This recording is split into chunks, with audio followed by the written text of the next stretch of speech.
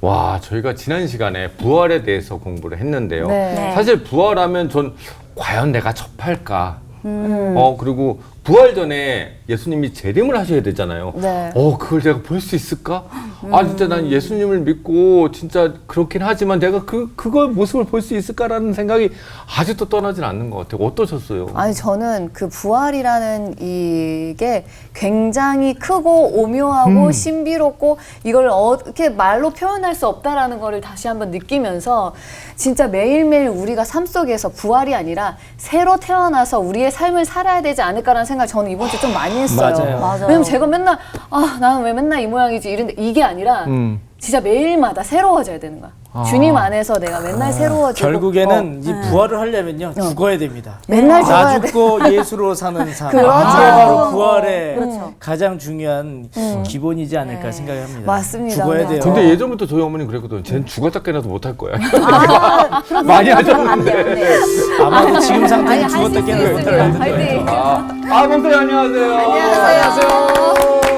자, 여러분 반갑습니다. 네. 반갑습니다. 네, 평안히 다들 잘 지내셨죠? 네. 네.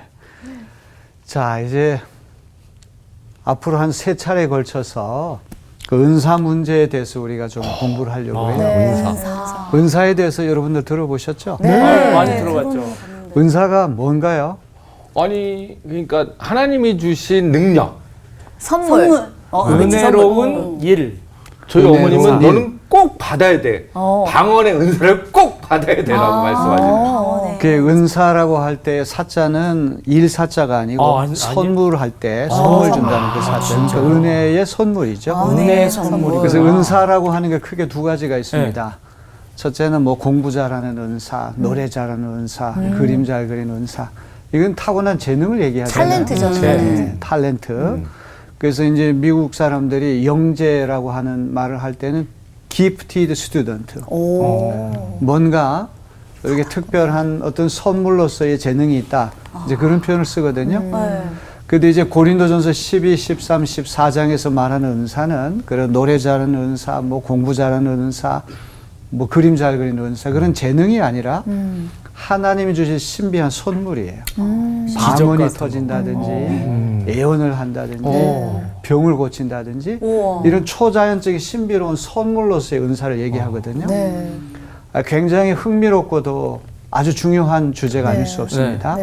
자, 앞으로 공부할 때 여러분들이 좀 정신을 집중해가지고 잘 들으시면 교회 생활하는데 굉장히 유익한 그런 시간이 되리라고 봅니다. 오늘 수업 고린도전서 5강 은사의 다양성과 통일성. 자, 여기 보면 은사라고 하는 말은 헬라 말로 카리스마. 카리스마거든요. 나 있는데? 예. 저도 카리스마가 있는데.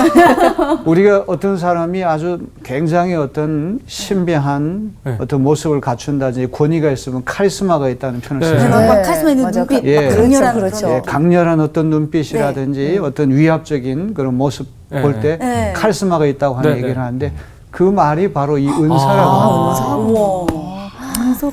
이 카리스마라고 하는 말이 복수가 되면 카리스마타가 되는 거예요. 카리스마타. 이제 은사들이라고 하는 그런 표현이 되죠. 그런데 이 카리스마라고 하는 말은 카리스라고 하는 말에서 왔어요. 카리스라고 하는 말은 은혜라고 하는 말이거든요. 그러니까 은혜로 주신 선물이다 이런 뜻입니다. 그래서 이제 고린도 교회에 방언 은사 받은 사람들, 예언 은사 받은 사람들, 또 병 고치는 은사 받은 사람들, 뭐 지식의 은사, 지혜의 은사, 다양한 은사를 많이 받았는데 문제는 어떤 은사가 더 우월하고 어떤 은사가 열등하다. 특별히 고린도 교인들이 방언 은사를 많이 받아가지고 방언을 최고로 여겼던 거예요. 방언을 못하는 사람들 업신여기고 깔보는 풍조가 있었어요. 바로 이런 교회 현실을 염두에 두고 이제 바울 사도께서 이 은사론을 전개한다고 보시면 되겠습니다. 자, 은사는 다양하고 은사는 많아요. 그런데 그 모든 은사는 하나님 주신 선물이기 때문에 은사의 공통 기원은 누구에게서 오는 겁니까? 하나님으로부터 오는 거예요. 사람이 잘나가지고 은사를 갖게 되면 사람들끼리 서로 다투고 경쟁할 수 있지만 하나님이 원해서 주시는 선물이라고 한다면 우리 그렇게 다투면 안 되겠죠. 그죠? 자, 그래서 여기 12장 4절, 12장 5절, 12장 6절을 우리가 여기 화면에 이렇게 말씀을 올려놓았는데 다 은사는 여러 가지라고 하는 말은 네. 다양하다는 말이죠. 그죠? 근데 이 은사를 주시는 분은 같은 성령님이세요. 한 분이죠. 예, 방언의 은사 받은 사람도 있고 예언 은사 받은 사람도 있고 신유 은사 받은 사람이 있고 은사는 다양하지만 주시는 분은 동일한 성령님이시라는 거죠. 그다음에 섬기는 일이라고 하는 이 표현은 개역 개정에 보면은 직분이라고 되어 있어요. 우리가 하나님의 일을 하기 위해 섬겨야 되잖아요. 네. 장로의 직분, 권사의 직분, 집사의 직분, 목사의 직분, 다양한 직분들이 다 있잖아요. 그런데 섬김을 받으시는 분은 누굽니까? 주님이시죠. 같은 주님이시죠. 그 다음에 이제 세 번째로 일의 성과라고 하는 이 세 번역은 개역개정에 보면 사역으로 그렇게 번역이 되어 있어요. 사역. 다양한 사역이 있잖아요. 사역. 사역. 교회 안에서 바깥에서 우리가 해야 할 사역들이 있는데 그것은 다양하지만 모든 사람에게서 모든 일을 하시는 분은 같은 하나님이십니다. 앞에 쪽에는 여러 가지라고 하는 다양성이 강조되어 있고 뒤쪽에는 같은 주님으로부터 온다고 하는 것이 강조되고 있죠. 네. 흥미롭게도 이 세 가지 표현에서 여러분 발견하는 특별한 거 없습니까? 반복되는 여러 가지지만 또 반복되는 같은 분은 하나님이십니다. 네, 그것도 있지만 그냥 하나님 한 분이라고 하는 표현을 써도 좋은데 삼위일체적인 나누어서 표현을 나누어서. 썼잖아요. 그렇죠? 그러니까 성령, 여기 주님, 보면은 하나님. 성령님, 네. 주님이 성자라고 하는 이분은 주님이라고 하는 표현을 썼고 네. 그다음에 하나님이라고 하는 표현은 성부 네. 하나님을 썼잖아요. 그죠? 네. 이 바울 사도께서 그냥 하나님 한 분, 그리스도 한 분으로 그렇게 표현해야 되지만 성부, 성자, 성령, 삼위일체 하나님을 나란히 소개하는 그런 모습 볼 수가 있어요. 자, 여기 은사가 여러 가지만 그것을 주시는 분도 같은 성령님이십니다 해서 은사는 꼭 성령님만 간섭하는 건 아니죠. 네. 그렇죠. 성부, 성자, 성령, 삼위일체 하나님이 같이 움직이시는 거예요. 그러니까 은사를 여러 가지 주실 때에도 성령님만 주시는 게 아니라 성부, 성자, 성령 세 위격의 하나님이 다 함께 움직이시는 거죠. 표현을 그렇게 한 거예요. 자, 그러면 이렇게 다양한 은사를 우리 교인들에게 하나님께서 주시는 목적은 무엇일까요? 우리 추천 학생이 한번 읽어보시겠습니까? 네. 각 사람에게 성령을 나타내 주시는 것은 공동 이익을 위한 것입니다. 네. 여기 보면 은사가 성령이 나타내는 거라고 얘기를 하잖아요. 네. 은사라고 하는 거는 성령님이 개입하셔가지고 나타나는 현상이에요. 어떤 자연적으로 내가 노력해가지고 얻어지는 것이 아니라 성령님께서 우리에게 주시는 선물이기 때문에 은사는 성령의 나타내십니다. 이게 아주 중요합니다. 그런데 그 다음에 중요한 목적이 있어요. 이렇게 성령께서 나타나시는 현상이 은사라고 한다면 네. 은사를 성령께서 선물로 주시는 목적이 뭐냐? 그것은 공동. 공동의 이익을 위한 것이다. 방언의 은사, 예언의 은사, 신유의 은사, 뭐 다양한 은사들이 많은데 이 은사는 사적인 이득을 취하라고 주시는 게 아니란 말이죠. 이것은 자기를 과시하고 자기 영광을 드러내기 위해서 주시는 것이 아니라 교회 전체의 공동의 이익을 위해서 교회의 덕을 세우기 위해서 하나님 주신 선물이다. 그렇기 때문에 어떤 특별한 은사를 받았다고 해서 뻑이면 됩니까? 안 됩니까? 안 됩니다. 안 되죠? 네. 안 됩니다. 공동체 일체가 중요한 것이고 개인 행동을 하면 안 되는 거네요, 저. 그렇죠. 저 개인 능력. 행동을 하면 안 되는 것이죠. 항상 공동체에 유익을 주고 덕을 세우는 일에 그렇죠. 은사를 아름답게 활용을 자랑하면 안 해야죠. 되는 거죠. 자랑하면 안 되는 거죠. 자기가 뭐 손만 대면 어떤 사람이 환자가 병이 낫는다고 그래가지고 나는 이 병 고치는 특별한 은사를 갔으니까 내가 최고다. 이런 마음을 가지면 하나님께 그 은사를 뺏어 가시겠죠. 그렇죠? 병원 차리면 안 되겠죠? 안 되죠, 안 안 되죠. 되죠. 그 의료관리법상. 그러나 상당히 위험한 일이 되고 맙니다. 자, 그러면 이 오늘의 주제는 은사의 다양성과 통일성, 더 정확하게 하면 다양성 속에서 통일성. 통일성. 다양한 가운데에도 통일성이 있어야 된다고 하는 게 오늘 주제거든요. 구체적으로 바울이 적시하는 은사가 어떤 것인지 은사 목록을 우리가 한번 살펴볼까요? 네. 네. 여기 9가지 은사 목록이 있습니다. 12장 8절부터 10절. 크게 지적인 은사가 있고 그 다음에 방언과 관련된 은사가 있고 그 다음 랜덤하게 그냥 무작위로 임의로 뽑은 그런 은사가 있습니다. 모두 9가지 은사가 있는데 자, 먼저 여기 지적인 은사는 어떤 것이 있습니까? 우리 한번 12장 8절을 다 같이 읽어볼까요? 네. 어떤 사람에게는 성령을 통하여 지혜의 말씀을 주시고 어떤 사람에게는 같은 성령을 따라 지식의 말씀을 주십니다. 자, 지혜와 지식이라고 하는 것이 어떤 것인가를 설명하려면 시간이 많이 네. 걸립니다. 많이 이거 걸리죠. 다 설명하려면 한도 없고 끝도 없는데 우리가 퍼뜩 떠오르는 건 어떤 생각이 이건 지적이 이지적인 은사구나 알 수 있죠, 그죠? 네. 어떤 지적인 은사라고 이게 두 가지를 여기 지금 말씀했어요. 그렇죠. 그런데 이 지적인 은사도 성령을 통하여 은사기 때문에 내가 갖고 싶어서 갖는 게 아니고 노력해서 획득하는 것이 아니라 성령께서 주시는 선물이라고 하는 게 가장 중요한 것이죠. 그 다음에 방언과 관련된 은사. 어떤 사람이 여러 가지 방언을 말하는 은사를 주시고 어떤 사람은 그 방언을 통역하는 은사를 주셨어요. 그렇게 방언하는 사람들이 많았어요? 아마 그랬던가 보죠. 그러니까 사도 바울이 나도 당신들보다 훨씬 더 방언을 더 잘할 수가 있지만 14장에 가면은 이 방언 은사의 문제점이 무엇인지를 사도 바울이 이제 가르쳐 줄 겁니다. 우리 나중에 네. 공부할 기회가 있을 거예요. 네. 그 다음에 랜덤하게 뽑은 은사, 이 무작위로 뽑은 은사. 여기 보면 믿음이라고 하는 것도 은사로 되어 있어요. 네. 믿음을. 참 아주 중요한 것이죠.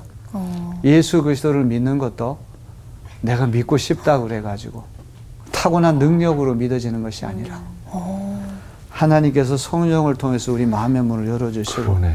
저절로 믿어질 때 그게 참 믿음이죠. 네. 네. 어떤 사람은 예수 믿어보려고 뭐 그냥 아무리 노력을 해도 잘 안 맞아요. 되잖아요. 믿음도 은사 반열에 들어가 있다, 은사 목록에 들어가 있다고 하는 것이 특이하다. 아주 재미있습니다. 그럼 저희도 그럼 믿음을 받은 거네요. 은사를 은사를 받은 받은 거네요. 거예요. 여러분이 예수님 믿어지고 하나님 믿어진다면 여러분 은사 받은 거죠. 아주 좋은 은사를 받은 거죠. 아주 신령한 은사를 받은 것이죠. 예. 자, 은사는 다양하더라도 이 은사를 주시는 분은 동일한 하나님이시기 때문에 자기가 받은 은사가 최고다. 이렇게 뽀기고 자랑하면 안 된다. 네. 이제 이런 이야기를 바울 사도가 앞에서 지금 하고 있는 거예요. 자, 이제 12장 11절에 보면 이 모든 일은 한 분이신 같은 성령이 하시며 그는 원하시는 대로 각 사람에게 은사를 나누어 주십니다. 자, 은사라고 하는 것은 달라요. 방언의 은사가 있고 방언 통역의 은사가 있고 신유의 은사가 있고 예언의 은사가 있고 지혜의 은사가 있고 지식의 은사가 있고 믿음의 은사가 있고 네. 여기 이 9가지 목록에 소개하진 다양한 은사가 많을 거 아닙니까? 네. 자, 은사는 다양하지만 주시는 분은 동일하신 한 분 하나님으로부터 나온다는 거예요.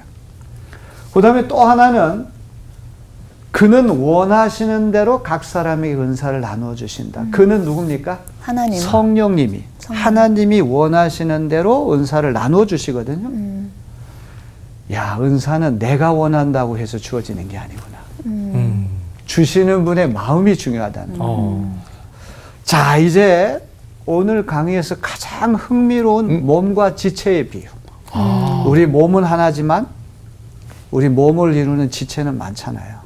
지체라고 하는 말이 세상 사람들이 잘 쓰지 않는 좀 어려운 용어죠. 신체 기관을 얘기하는. 눈이 있고 코가 있고 귀가 있고 입이 있고 발이 있고 손이 있고 우리 안에 내장에는 어떤 게 있어요? 오장육부가 오장육부 있어요. 더 구체적으로 얘기한다. 심장. 심장도 있고 폐, 간, 폐도 간. 있고 간도 있고 콩팥. 콩팥도 있고 쓸개도 있고 많죠. 대장, 소장. 수많은 다 있죠. 신체 기관들이죠. 그걸 지체라고 얘기를 하는 거예요. 자, 12장 12절 아주 유명한 말씀입니다. 우리 한번 다 같이 읽어볼까요? 네. 네. 몸은 하나이지만 많은 지체가 있고 몸의 지체는 많지만 그들이 모두 한 몸이듯이 그리스도도 그러하십니다. 참 아름다운 말이에요. 이 12, 13, 14장 바울이 전개하는 은사론이라고 하는 건 교회론이거든요. 이 교회는 다양한 은사를 가진 사람들이 모인 공동체인데 이 은사를 받은 사람들끼리 서로 경쟁하고 시기하고 우월감을 가지고 다른 은사 가진 사람을 이렇게 깔보고 이렇게 하면 교회의 일치가 깨지잖아요. 그렇죠. 평화 깨지잖아요. 고린도 교회가 지금 그런 상황이거든요. 과도한 은사 경쟁으로서 이 교회가 아주 시끄러웠어요. 바로 그런 교회 현실을 염두에 두고 몸과 지체의 비유를 쓰고 있는 거예요. 여기 보면 몸은 하나지만 많은 지체가 있어요. 그렇죠? 네. 우리 몸은 하나지만 코도 있고 눈도 있고 귀도 있고 손도 있고 발도 있고 그렇죠? 지체는 많아요. 자, 여기 앞에서는 강조점이 어디에 있을까요? 많은 지체. 많은 지체. 이 색깔을 표시해 놨어요. 파란색으로 체크를 하는. 그러니까 이 앞에서 얘기하는 거는 다양성에 초점이 가 있는 거예요. 다양성. 다양성. 이제 앞으로 바울 사도가 다양성에 대한 이야기를 할 것이구나. 그걸 미리 우리가 이제 예견할 수가 있죠. 네. 두 번째는 몸의 지체는 많아요. 손도 있고 발도 있고 코도 있고 귀도 있고 입도 있고 오장 육부 안에 내장에 보이지 않는 그런 지체들도 많지만 그들이 모두 한 몸을 이루는 거예요. 그럼 이 두 번째 부분에서는 초점이 어디가 있습니까? 한 몸. 한 몸. 통일성에 초점이 가 있는 거예요. 그러면서 그리스도도 그러하십니다.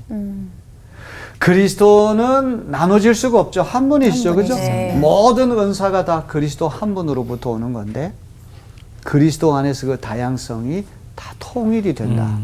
지금 바울 사도께서 그 이야기를 우리에게 들려주시려고 할 거예요. 자, 그러면 이제 이 몸 비유로 이제 교회의 다양성 제가 앞에서 말씀드렸죠. 네. 우리 몸은 하나지만 몸을 이루는 지체는 여럿입니다. 네. 초점이 강조점이 어디 있어요? 다양성에 다양. 있는 거예요. 네. 그래서 이 다양성에 대해서 먼저 바울이 예증을 합니다. 자, 흥미롭게도 우리 지체들 가운데 4가지 지체를 여기서 인격화시켜요. 어떤 지체가 있습니까? 발, 발, 또 손, 또 귀. 귀, 눈. 눈. 자, 이제 12장 14절로 다시 한번 보면은 몸은 하나의 지체로 되어 있는 것이나 여러 지체로 되어 있습니다. 몸은 하나지만 우리 몸을 이루는 신체 기관은 다양하잖아요. 네. 이 다양성이라고 하는 것을 여기 지금 강조하기 위해서 이제 예증하는 건데 이 가상에 네. 사도 바울이 독백을 하는 식으로 지금 이야기를 엮어내요. 이제 우리 같으면은 이유를 하는 여기 심장이라든지 간이라든지 우리 보이지 않는 우리 아주 이 내장 같은 것들을 가지고 또 아주 복잡하게 얘기를 할 텐데 바울은 간단하게.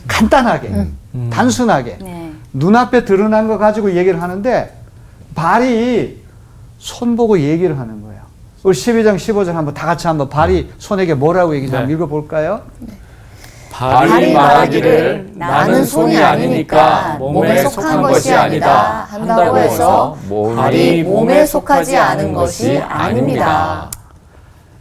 여러분, 이 발이 손에 대해서 어떤 느낌을 갖고 있는 것 같아요? 나는 손이 아니다. 손이 떨어져 있다라고 생각하는 거 아니에요? 자기만 붙어 있고. 손처럼 생기지 그런 않았다. 것도 있고 좀 자격지심 느끼나? 자격지심. 그러니까 약간 그런 것 같아. 자격지심, 신세 한탄, 손은 일을 많이 열등감? 하는데 발은 그냥 걷는 것만 하니까. 자기 비하. 맞아요.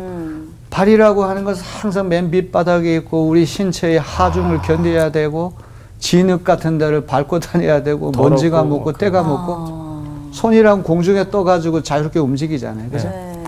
그러니까 발이 손을 보니까 이 자격지심이 생기는 거예요. 아유, 나는 손처럼 공중에 떠 있지도 못하고 맨날 무거운 몸무게를 내가 지고 타박타박 걸어야 되고 어떤 등산할 때는 산 높은 산에 올라갈 땐 나만 힘들고 손은 하나 힘들고 같지 않고 자격지심을 하는 거예요. 에이, 나는 손이 아니니까 나는 몸에 속하는 것이 아니야. 자, 그런다고 해서 발이 몸에 속하지 않은 건 아니죠. 네. 아니죠. 발이 몸이 없는 이제 몸이라고 일부분이죠. 하는 거는 네. 상상할 수가 없는 거예요. 네네네. 자, 이번에는 또 귀가 눈에게 또 말을 하잖아요. 네. 한번 다 같이 12장 16절을 다 같이 읽어봅니다. 시작. 또 귀가 말하기를 나는 눈이 아니니까 몸에 속한 것이 아니다 한다고 해서 귀가 몸에 속하지 않은 것이 아닙니다. 귀가 예쁩니까? 눈이 예쁩니까? 둘 다 예쁘죠. 둘 다 예쁘지. 둘 다 예쁘죠. 둘 다 예쁘지만 우리 얼굴 전면에서 네. 항상 초롱초롱 빛나는 게 눈이잖아요. 많이 보죠. 하긴요, 사람 맨 처음 만날 때 눈을 보고 눈을 보고 얘기하게. 보잖아요. 그쵸, 귀를 눈은- 보고 얘기하진 않으니까. 귀를 보고. 귀는 옆에 붙어 있잖아요. 맞아요. 사진 찍을 때도 옆으로 이렇게 해야지만 측면 사진은 나오지만 맞아요. 정면 사진 귀는 잘 안 나오잖아요. 그러니까 귀도 평소에 눈에 대해서 열등감을 느끼고 자격지심을 갖는 거예요. 그렇겠다. 자격지심을 느끼고 열등감, 시기심을 느껴가지고 나는 눈이 아니니까 몸에 속한 것이 아니다고 해서 귀가 몸에 안 속한 거 아니죠. 네. 그렇죠. 몸이죠.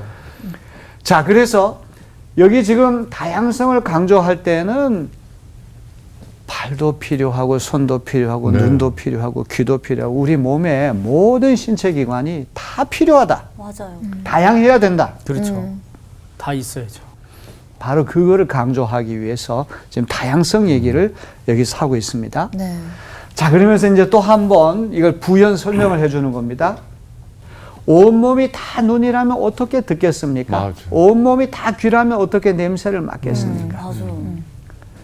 자, 여기 우리 이제 얼굴이 신체 기관이 하는 여러 가지 기능이 있는데 시각적인 기능이 있고 청각의 청각? 기능이 있고 후각의 기능이 있잖아요. 네. 눈은 어떤 기능을 해요? 시각이죠. 그렇죠. 코는 어떤 기능? 후각. 후각. 냄새 맡는 기능. 입은 미각. 미각. 미각이고. 네. 그 다음에 귀는 청각. 온몸이 다 눈이라면 청각 기능은 누가 합니까? 할 수가 없죠. 또 온몸이 다 귀라고 하면 후각 기능은 누가 합니까? 맞아요. 얼굴에 눈이 있고 코가 있고 귀가 있고 입이 있어가지고 각각 고유한 기능을 하기 때문에 우리 몸이 건강하게 유지될 수 있다고 그렇죠. 하는 얘기. 네. 다양성을 강조하는. 다 필요한 거죠. 다 필요한 거죠. 교회의 일이라고 하는 것이 그렇잖아요. 다양한 사람들이 다 모여야 돼요. 획일적인 공동체라고 하는 건 끔찍하죠. 우리 전체주의 사회라고 하는 것이 아주 굉장히 나쁘다고 하는 거는 하나는 전체를 위해서 전체는 하나를 위하여 이거 참 아주 끔찍한 사회 아닙니까? 오늘 이제 여러 우리 내 학생이 이렇게 왔는데 이 옷 복장도 다 다르고 헤어스타일도 다 다르고 얼굴 생김새도 다 다르고 네. 성격도 다 다르고 네. 말씀하시는 그 투도 다 다르고 이거는 축복이라는 거예요. 아, 하나님 주신 축복 이건 절대 부담이 아니라는 것이죠. 네. 지금 바울이 그 얘기를 하려고 하는 것이죠. 자, 그러면서 12장 18절 19절 우리 한번 다 같이 읽어볼까요? 네. 시작. 그런데 실은 하나님께서는 원하시는 대로 우리 몸에다가 각각 다른 여러 지체를 주셨습니다. 전체가 하나의 지체로 되어 있다고 하면 몸은 어디에 있습니까? 자, 이제 아까 이제 발이 손에게 자격지심을 느껴가지고 조금 이제 불평하고 투덜거리는 얘기를 했고 귀가 눈한테. 또 눈에 대해서 평소에 좀 시기심, 열등감 같은 게 있어가 또 불평한 얘기를 했는데 요 다양성에 대한 이제 결론이에요. 그런데 하나님께서는 원하시는 대로 우리 몸에다가 각각 여러 다른 지체들을 두셨다는 거예요. 교회는 그리스도의 몸이잖아요. 네. 주님의 몸 된 교회는 하나만 있는 게 아니란 말이에요. 어린아이도 있고 청년도 있고 장년도 있고 연세 많으신 어르신들도 있고 또 생각이 다양한 분들이 이렇게 들어오거든요. 그래서 우리는 잘 사는 사람들끼리만 모이는 공동체다. 우리는 못 사는 사람들끼리 모이는 공동체. 이거는 주님 몸 된 교회가 아니라는 그렇죠. 거죠. 어떻게 하면 우리 교회가 이런 다양한 사람들이 다 주님의 몸 된 교회로 이르는 그런 교회가 될 수 있을까? 항상 그걸 염두에 두는 우리가 되었으면 좋겠어요. 네. 자, 그러면 지금까지는 다양성에 대한 이야기를 했다고 하는데 이제 앞으로는 어떤 얘기를 해야 될까요? 하나에 대해서. 그렇지, 하나. 통일성. 네. 네. 다양성에 대한 논쟁을 했다면 지금부터는 이제 이 다양한 것들이 어떻게 통일이 되느냐, 일치가 되느냐, 네. 조화가 되느냐. 당연히 이제 바울이 이제 이야기할 순서는 그걸로 넘어가겠죠. 네. 자, 그래서 몸 비유로 애정한 교회의 통일성. 자, 여기에도 이제 지체들이 등장합니다. 아, 이번에 누가 등장합니까? 눈과 손, 눈과 손. 머리, 발. 머리가 머리가 발에게. 참 난 이 바울을 공부할 때마다 참 놀라워요. 네, 와, 이런 예시가 아주 비유를. 그냥. 네. 저 같으면은 뭐 심장을 든다든지 폐를 든다든지 간을 든다 좀 어렵게 아주 정교하게 아주 복잡하게 논리를 구사할 것 같은데 우리 눈에 보이 육안으로 보이는 가장 단순한 그런 지체들을 통해서도 아주 간단하게 진리를 우리 가르쳐 주거든요. 자, 지난번 앞에서 다양성을 얘기할 때는 신세 한탄, 자격지심, 자기 비하 이런 것들이었는데 이제 이번에는 거꾸로예요. 이제 눈이 손에게 뭐라고 얘기하는 거 아니? 너는 나에게 소용이 없다. 필요가 없다. 손은 아무짝에 쓸모가 없다. 어. 이거는 뭡니까? 깎아내리는 거죠. 그렇죠, 네. 그렇죠. 비하하는 거죠. 예, 남을 비하하는 거죠. 네. 잘난 척하는 것 같아요. 잘난 척하는 거죠. 자기만 교만한 것이죠. 교만하죠. 자기 과시를 하면서 눈이 손에게 넌 나에게 소용이 없어. 눈이 최고지. 야, 눈이 안 보면 너 손이 움직일 수 있어. 이런 얘기가 마찬가지예요. 자, 이제 또 확실한 것은 이제 머리가 발에게 발에게 뭐라고 얘기를 합니까? 너는 내게 쓸데가 없어. 큰일 날 소리네요. 너는 내게 쓸데가 없어. 이렇게 와, 합니다. 진짜 교만하다. 네. 자, 요 두 가지 요 예 가운데 머리가 발에게 얘기하는 것이 더 선명하게 다가와요. 왜 네. 그럴까요? 머리는 맨 꼭대기에 있고 꼭대기에 있고 발은 맨 밑바닥에 있죠. 아, 이제 맨 꼭대기에 있는 사람이 맨 밑바닥에 있는 사람. 야, 머리라고 하는 게 제일 중요해. 자전거를 타거나 오토바이 탈 때 헬멧 써야 되잖아. 머리는 조금만 부딪혀도 금방 사람이 다치거나 죽을 수 있기 때문에 머리가 제일 중요해. 우리 통상 그런 생각하죠, 네, 그죠? 맞는 말이긴 하죠. 그러면서 발이라고 하는 거는 아까도 얘기했지만 제일 밑바닥에 있고 신체 하중을 견뎌야 되고 굳은 일을 도맡아요. 굳은 일을 도맡아 해야 되고 냄새도 나고 먼지 나고 진창 이런 데 걸어가야 할 네. 때도 있고 이거 발이 맨 밑바닥에 있으니까 야 내가 최고지 너는 무슨 소용이 있냐 이렇게 얘기를 하는 거예요. 아, 서로. 그럴 처지가 못 되는. 그래서 가끔씩 머리서기를 해줘야 될 것 같아요. 발을 위로 보내는. 아, 자 이거를- 이제 통일성에 대한 이야기를 이제 어떻게 풀어 나가는지를 한번 우리 살펴봅시다. 와, 적절한 비유다. 자 12장 22절로부터 23절을 우리 이지호 학생이 한번 읽어보시겠습니까? 네. 그뿐만 아니라 몸의 지체 가운데서 비교적 더 약하게 보이는 지체들이 오히려 더 욕이 납니다. 그리고 우리가 덜 명예스러운 것으로 여기는 지체들에게 더욱 풍성한 명예를 덧입히고 볼품없는 지체들을 더욱더 아름답게 꾸며줍니다. 와, 이런 사상이야말로 우리 기독교의 정말 너무 아름다운 사상이에요. 이 약육강식의 사회. 이 피라미드 사회에서 맨 꼭대기에 있는 사람이 최고라고 하는 그런 어떤 세상의 어떤 철학이라든지 풍속이라든지 이 기독교와 그것이 다르다고 하는 걸 아주 선명하게 보여주는 거 아니에요? 네. 사실 이게 몸의 비유라고 하는 거는 2000년 전에 그리스 로마의 철학자나 정치인들도 많이 사용한 비유거든요. 근데 그들이 이런 몸의 비유를 사용할 때는 항상 상부 시각, 높은 자리에서 아랫사람을 바라보는 시각으로 썼다는 거죠. 이 피라미드 사회에서 맨 꼭대기에 군주 황제가 있고 맨 밑바닥에 노예가 있는데 각자가 발의 위치, 손의 위치 이탈하지 말고 자기 일을 잘 감당해야지만 이 사회가 아름답게 잘 굴러간다. 아하. 이 거대한 기계가 돌아가기 위해서는 톱니바퀴 하나가 자기 구실을 잘 해야지만 돌아간다. 선전용으로. 어떤 사회가 안정이 되고 사회가 평화롭기 위해서는 밑에 있는 사람은 절대 위에 사람 쳐다보지 말고 올라오려고 그러지 말고 자기 자신에 대해서 만족하고 야, 그것도 자기 위치를 잘 그렇게 지켜야 해서 된다. 이게 상부 시각에서 프로포간다. 선전하기 위해서 몸의 비유를 썼는데 바울은 하부 시각, 낮은 자리 시각. 위에 있는 사람들이 낮은 사람들을 섬기고 돌봐야 된다. 힘 있는 강자가 약자를 더 존중하고 배려해야 된다. 이것이 바울이 가르치는 거예요. 똑같은 몸의 비유지만 시각이 어떤가에 따라 가지고 이렇게 네. 다른 거예요. 달라지죠. 네. 이 기독교를 기독교되게 하는 것이 바로 이런 정신이라고 하는 것을 우리 잊지 말아야 됩니다. 네. 자, 여기 보면은 약한 지체들을 더 요긴하게 하고 덜 명예스러운 지체들을 더욱 풍성한 명예를 덧입히고 볼품 없는 지체들을 아름답게 꾸며준다. 자, 약한 지체들이 더 요긴하다. 어떤 게 있을까요? 약한 지체들. 약한 지체들이 더 요긴하다. 새끼발가락. 새끼발가락 맨 오른쪽에 붙어 있고 볼품 없잖아요. 네. 약해 보이잖아요. 그죠? 근데 여러분 군대에서 행군을 할 때 이 새끼발가락 맞아요. 다치게 되면 피목이 돌고 그러면 행군 못 하거든요. 그렇죠. 걷지를 못해요. 그죠? 맞아요. 연약한데 더 요긴해요. 맹장. 맹장. 맹장은 아무짝에 쓸모없기 때문에 어린아이 태어나면 맹장 수술까지 해준다는 말이 그렇죠. 있잖아요. 그런데 맹장이 급성 맹장이게 되면 사람 죽을 수도 그렇죠. 있잖아요. 맞아요. 터지면 큰일 나죠. 오히려 연약한 지체들이 더 요긴한 법이에요.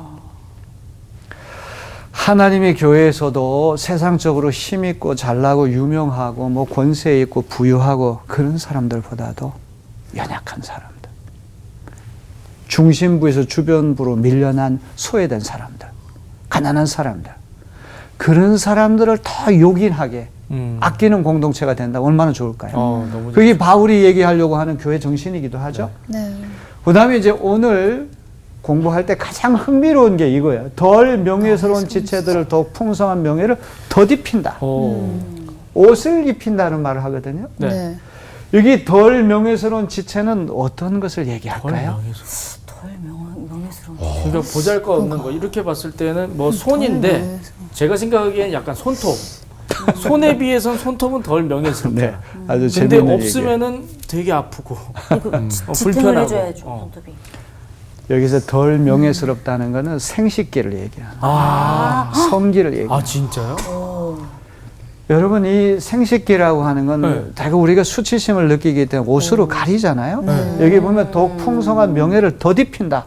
옷을 입힌다는 말, 네. 가린다는 말. 네. 생식기라고 하는 것이 가치가 없기 때문에 옷으로 가립니까? 아니죠. 그건 아니죠. 중요한 기관이기 때문에 그렇죠. 그거는 가치가 없고 중요하지 않기 때문이 아니라 오히려 가장 중요하기 때문에 더 겹겹이 풍성한 명예로 우리 옷을 덧입힌다. 이런 표현을 여기 쓰고 있는 거죠. 또 볼품 없는 지체들을 아름답게 꾸며준다. 볼품 없는 지체들에서 더 아름답게 꾸며주는 법이다. 이제 바울 사도께서 그런 얘기를 해죠. 자, 그 다음 이제 24절로부터 25절을 우리 이강준 학생이 한번 읽어주시겠습니까? 네. 그러나 아름다운 지체들은 그럴 필요가 없습니다. 하나님께서는 몸을 골고루 짜 맞추셔서 모자라는 지체에게 더 풍성한 명예를 주셨습니다. 그래서 몸에 분열이 생기지 않게 하시고 지체들이 서로 같이 걱정하게 하셨습니다. 네. 약한 지체들을 더 요긴하고 덜 명예스러운 지체들 더 풍성한 명예를 덧입히고 볼품없는 지체들을 더 아름답게 꾸며준다고 그랬는데 그러면서 아름다운 지체들은 그럴 필요가 없다는 거죠. 얼굴이라고 하는 항상 우리가 신경 워낙 쓰잖아요. 뭐 아름다우니까. 얼마나 신경을 많이 써요. 네. 그런데 우리 얼굴만 신경을 쓰고 손이나 발이나 다른 신체 기관을 우리가 제대로 이렇게 존중하지 않는다면 우리 몸이 건강합니까? 아니죠. 우리 몸 전체 새끼 발가락도 존중해야 되고 볼품 없고 여기는 이렇게 약해 보이고 아름답지 않은 것들까지도 더 신경을 많이 써야 돼요. 네. 맞아요. 그렇게 해야지 우리 몸이 건강해지고 우리 몸 전체가 다 좋아지게 되는 것이죠. 네. 자, 아름다운 지체, 얼굴은 그럴 필요가 없는데 하나님께서 몸을 골고루 짜 맞춰서 모자라는 지체에 더 풍성한 명예를 줘요. 그래서 몸에 분열이 생기지 않게 하시고 지체들이 서로 같이 걱정하게 하셨다. 몸이라고 하는 것은 하나인데 다양한 지체들이 하나를 이루는데 이 몸이 건강해지기 위해서는 서로가 존중하고 배려하고 유기적으로 연결되어 있다는 거예요. 이 손이 매일 식사할 때마다 숟가락, 젓가락질을 사용해가지고 입에다가 넣어주고 그러면서 손이 아니 나만 왜 이런 고생을 해? 입은 그냥 받아 먹기만 하고 이러면 안 된단 말이에요. 안 그죠? 되죠. 네. 받아 먹어야 손은 손이 열심히 떠가지고 음식을 넣어주는 기능을 해야 되는 거예요. 네. 그거는 자기 자신을 위한 거예요. 그죠? 맞아요. 또 입이 받아 먹어가지고 그것을 잘 씹어가지고 소화시켜야지만 손에게 유익을 주잖아요. 그렇죠. 그러니까 서로가 같이 걱정하고 존중하고 배려해야 된다. 진짜 공동체는 한 몸 공동체, 교회라고 하는 공동체도 우리가 하나가 돼야 되는 거예요. 이해가 다양한 사람들이 모였다고 할지라도 주님 안에서 우리가 하나라는 의식을 갖고 서로 존중하고 배려해야 된다. 그런 얘기죠. 자, 12장 26절 우리 추천 학생이 한번 읽어보실까요? 한 지체가 고통을 당하면 모든 지체가 함께 고통을 당합니다. 한 지체가 영광을 받으면 모든 지체가 함께 기뻐합니다. 그렇죠. 새끼발가락 하나가 고통을 겪으면 온몸이 그 아프죠. 하나만의 고통이 아니라 온몸의 고통이에요. 네. 치아가 하나 아프고 그러면 그 이빨 하나의 문제가 아니라 전체가 전체적으로. 다 아프게 되는 거죠. 참 우리 몸이라는 게 참 이상해요. 우리 신체 기관의 하나에 뭔가 고장이 나서 병이 들면 신경이 다 거기만 거기로. 집중돼요. 맞아요. 완전 치료되기 전까지는 네. 그죠? 그래서 이 고난이라고 하는 것이 나쁜 것이 아니에요. 이런 어떤 몸이 아프거나 이런 고난이 없게 되면 우리 생각이 흩어지고 그냥 허허롭게 그냥 막 이렇게 살아가는데 우리 몸이 아프게 되면 신경이 거기 다 집중이 돼요. 온 우리 신체 기관들이 그 몸이 나을 때까지 거기 집중돼요. 그래서 그게 낫게 되면 우리 몸 전체가 이제 비로소 좀 긴장을 풀게 되는 거 아닙니까? 네. 그죠? 교회에도 어떤 한 분이 아픔을 겪고 고난을 겪고 슬픔을 겪으면 그것이 공동체 전체의 슬픔이 되고 고난이 되고 그렇게 되면 얼마나 좋을까요? 그죠? 그래야지 그게 주님 몸된 교회가 네. 될 수 있겠죠. 또 손이 열심히 해가지고 바이올린을 켜가지고 콩쿠르 대회 나가가지고 상을 받았어요. 그럼 손만 영광 받습니까? 아니죠. 몸 전체가 영광을 받아요. 발이 열심히 뛰어가서 마라톤 경기에 가서 금메달 땄어요. 발만 영광 받습니까? 아니죠. 아니죠. 몸 전체가 다 영광을 받게 되는 것입니다. 자, 그 얘기를 지금 바울 사도가 하고 있는 거예요. 네. 자, 12장 27절 우리 박인영 학생이 한번 읽어보시겠습니까? 네. 여러분은 그리스도의 몸이요 따로따로는 지체들입니다. 자, 또 한번 요약을 해주는 거죠. 여러분 그리스도의 몸이요 할 때는 뭘 강조하는 거예요? 하나다. 하나다. 하나. 통일성을 강조하고 따로따로는 지체들입니다. 뭘 강조해요? 다양성. 다양성 속의 통일성. 고린도 교인들이 그리스도의 몸이라고 할 때는 통일성이 강조되고 따로따로는 지체들이라 할 때는 다양성이 강조된다. 너무나 당연한 얘기죠. 네. 네. 자, 그러면 이제 맨 끄트머리 우리 12장 29절로부터 30절은 우리 한 목소리로 다 같이 한번 읽어보겠습니다. 시작. 그러니 모두가 사도이겠습니까? 모두가 예언자이겠습니까? 모두가 교사이겠습니까? 모두가 기적을 행하는 사람이겠습니까? 모두가 병 고치는 은사를 받은 사람이겠습니까? 모두가 방언으로 말하는 사람이겠습니까? 모두가 통역하는 사람이겠습니까? 여기 재미있는 게 모두라는 말이 계속 나와요. 네. 우리 몸이라고 하는 게 다양한 신체 기관이 있는데 모두가 다 눈이면 안 되고 똑같으면 안 네. 됩니다. 모두가 다 코가 되면 안 되고 모두가 다 손이 되면 안 된다. 그렇죠. 그 얘기인데 교회 안에도 직분이 다 다양한 거야. 다 목사님이면 교회를 어떻게 합니까? 그죠? 돌아가면서 그렇죠. 예배. 아니, 다 집사님이면 어떡하고 추목사입니다. 주방에서 일하는 분도 계시고 바깥에서 맞아요. 차량 안내하는 분도 계시고 맞아. 또 주문 예배 하나 드리기 전에 주시는 영접하는 분들도 계시고 다양한 은사와 직분을 가진 분들이 서로 협력하기 때문에 주님 몸된 교회가 그렇죠. 이루어지는 거 아니에요? 자, 그래서 다양성 속의 통일성이라는 이야기 너무너무 중요한 얘기인데 저는 이 비유를 읽고 또 묵상하면서 오케스트라를 생각해요. 오케스트라. 오케스트라는 어떤 걸로 구성이 돼요? 여러 가지 악기들로 악기로. 돼 있는- 현악기, 네. 타악기, 줄로 하는 거 현악기 또 타악기, 타악기, 관현. 관현악기, 관악기, 금관악기. 금관악기, 목관악기 네. 그죠? 바이올린이 이건 내가 최고니까 뭐 첼로나 뭐 플룻이나 뭐 북이나 심벌즈 이런 거 다 필요 없어 이렇게 하면 안 되는 거죠. 망치죠 그럼. 관악기든 현악기든 타악기든 모든 악기에 고유한 기능이 있으니까 다양하죠, 그죠? 그것들이 통일이 돼가 조화를 이루게 될 때 아름다운 연주가 되는 거예요. 네. 네. 주님 몸된 교회도 다양한 은사를 받은 분들, 또 다양한 직분, 다양한 사역을 하는 분들이 교회 공동체를 이루는데 다 다 우리는 한 분 주님을 동일하게 섬기는 그런 분들이기 때문에 서로 높고 낮음이 어디 있겠어요, 그죠? 높고 낮음이 없는 거예요. 어떤 계급적인 그런 위계 질서를 가지고 교회가 움직인다면 그 교회는 상당히 그리스도 정신으로부터 이탈하는 교회가 되고 말 거예요. 오늘 중요한 거 배웠죠? 네. 예, 한 몸과 다양한 지체의 비유 잊어버리지 마시기 바랍니다. 네. 참 아름다운 걸 배웠습니다. 네. 자, 오늘 수고하셨습니다. 감사합니다. 다음에 뵙시다. 감사합니다. 저는 일단 몸의 지체에 대해서 배웠잖아요. 제가 저번 시간에 장염이 있어가지고 너무 괴로웠거든요. 근데 네. 이거 하나 나으니까 너무 행복해지는 거예요. 맞아. 몸의 기쁨이 지체 있었구나. 하나가 나으니까 모든 행복이 네. 이루어지고 일단 이런 토요일이 잘 되어야만이 정말 건강한 그리스도인이 될 수 있구나. 조화가 잘 맞아요. 이루어져야 돼요. 맞아요. 네. 조화가 있어요. 맞아요. 이제 한 몸을 또 구성하는데 여러 가지 기관들이 다 필요한 것처럼 우리 신앙도 마찬가지로 우리 여기 있는 우리 4명이 같이 공존해야 네. 더욱더 신앙이 더 뜨겁게 달궈질 수 있고 하나님께로 더 온전히 다가갈 수 있는 것처럼 옆에 있는 사람들을 같이 격려하면서 네. 함께 갈 수 있는 그런 한 주가 되었으면 네, 좋겠습니다. 잘 어울려 주셨으면 좋겠습니다. 네, 서로. 이정 씨, 네. 친하게 지냅시다. 싸우지 맙시다. 네. 감사합니다.